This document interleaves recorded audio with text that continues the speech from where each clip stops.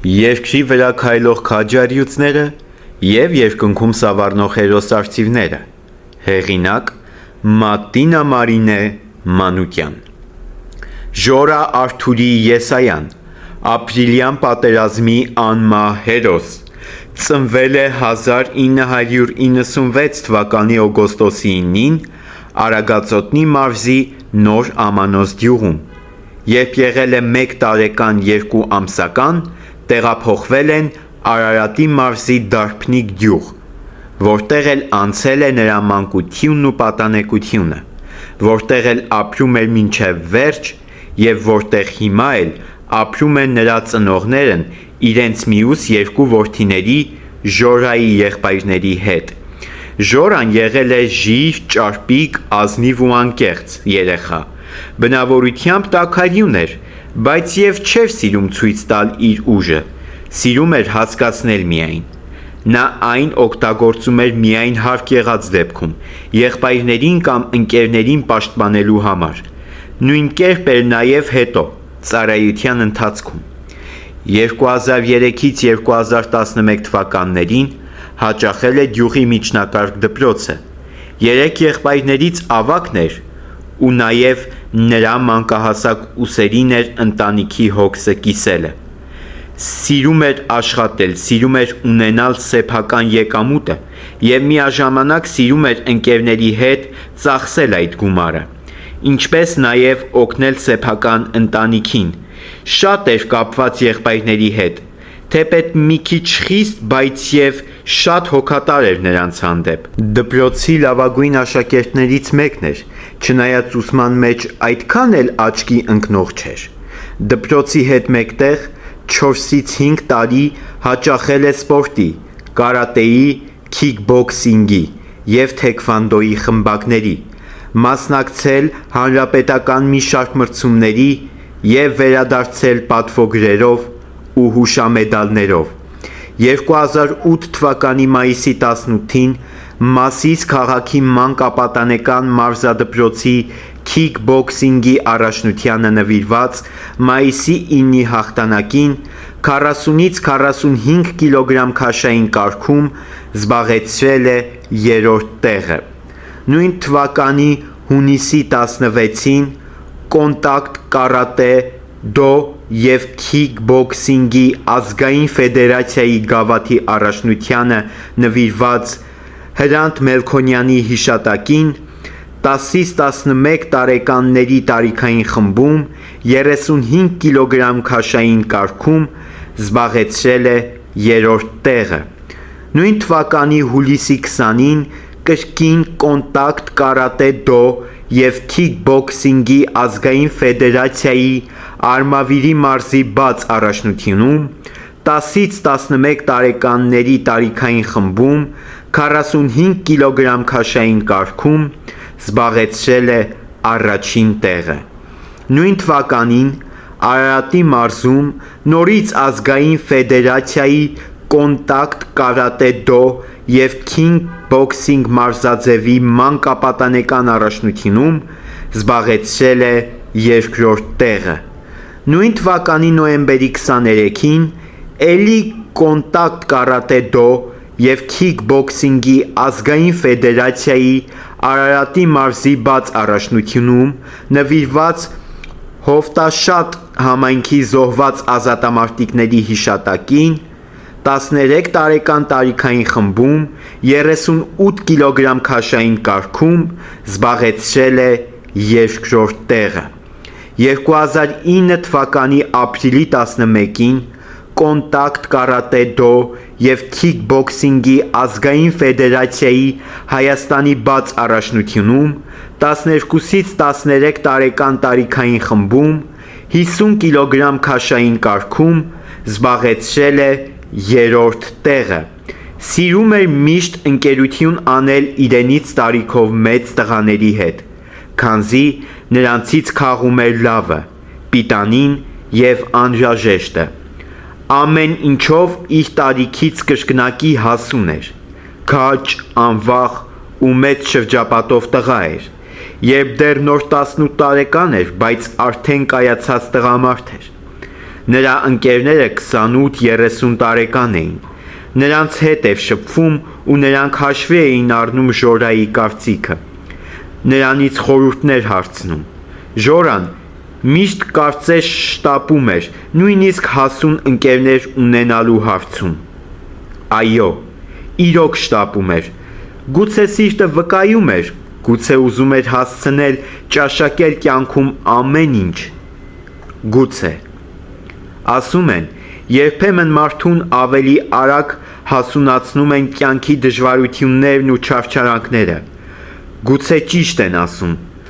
Ժորայի կյանքում էլ են նման դեպքեր եղել։ Ասում են, Ժորան սիրած աղջիկ ուներ, հաճելի և ուրախալի երևույթ,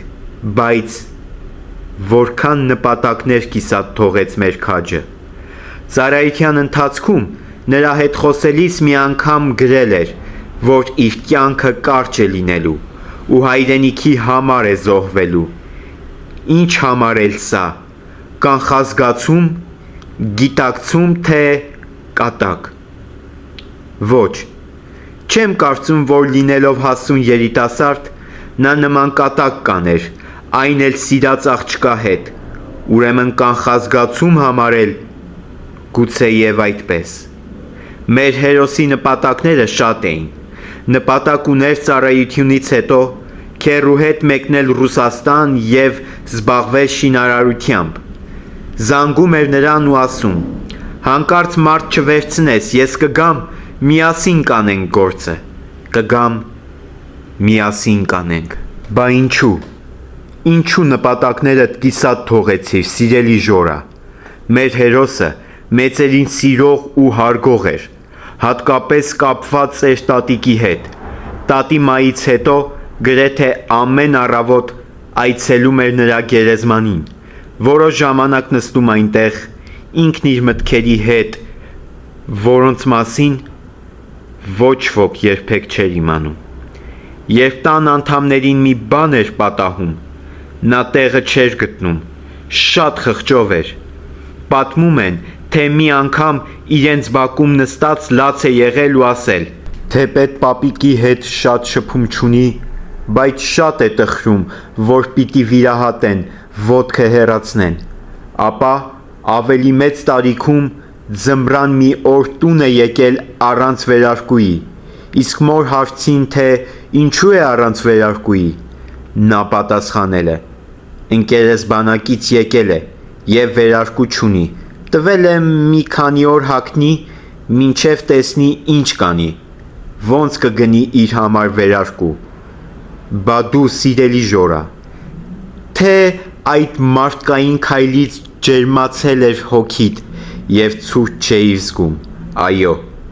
նա այնքան էր ուրախացել իր իսկ քայլից, որ չէր մրսում։ Մի անգամ էլ, երբ պիտի մորը վիրահատեին, մայրը խնդրել էր, որ ոչ մեկը նրա հետ Երևան չգնա։ Հաջորդ օրը առավոտ շուտ, ժամը 7-ին, Ժորան արդեն այնտեղ էր, ու մորն ասել էր. չէի կարա քեզ մենակ թողնել, մաջան։ Նրա զորակոչը զինկոմիսարիատից 15 օրով ուշացել էր։ Նա հերթով զանգում էր ընկերներին ու կատակով ասում. մի քիչ երկար եք դիմանալու ինձ, 15 օրով հետաձգել են գնալս։ Մի քիչ երկար եք դիմանալու։ Սիրելի Ժորա, ինչ իմանային ընկերներդ և ընդհանրապես հարազատներդ, ազգականներդ ու մտերիմներդ, որ ողջ կյանքում են մի կերպ դիմանալու քո կորստյան ցավին։ Վերջապես զորակոչվեց։ Զորակոչվել է 2015 թվականի հունվարի 23-ին։ Արցախ, Ջեբրայիլ, որպես գնդացրորդ։ Սիրով էր սպասում բանակ զորակոչվելուն, թռչկոտում էր, ուրախանում, իսկ ծառայության ընթացքում երբեք չի բողոքել, չի դժգոհել։ Ծառայության ընթացքում ընդամենը մեկ անգամ էր արձակուրդ եկել 10 օրով։ Մի անգամ էլ ասել էր. եթե մի օր մեռնեմ, հայրենիքիս համար եմ մեռնելու։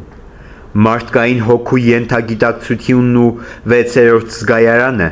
միշտ էլ ուժեղ է գործում և գլուխ է բարձրացնում նման պահերի։ 2016 թվականի ապրիլի 1-ին էր դիրք բարձրացել ու ձինակից ընկերների հետ վարազաթմբի Լյա Իլյագիի բարձունք վերջին անգամ տանեցիների հետ հենց այդ օրն էր խոսել։ Մա ջան, դիրքեր ենք բարձրացել, չանհանգստանաս։ Ապա խոսել է նաև հոր հետ ու ասել՝ պա ջան, ես լավ եմ, դուք լավ մնացեք։ Իսկ ապրիլի 2-ին մայրը փորձել է կապ հաստատել նրա հետ, սակայն ապարդյուն։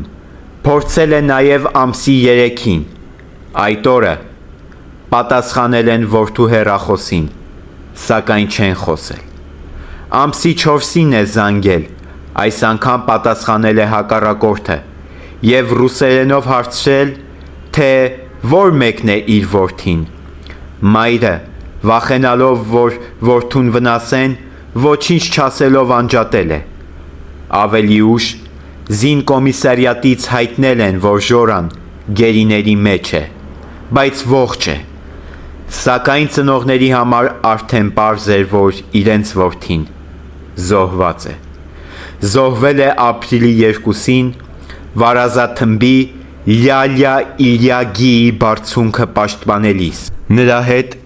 ընկել են նաև համածառայակիցներ սերժանտներ Ադամ Սահակյանը, Կարեն Նևսիսյանը, կրտսեր սերժանտ Սաշա Գալստյանը, շարքայիններ Բորիս Օզմանյանը,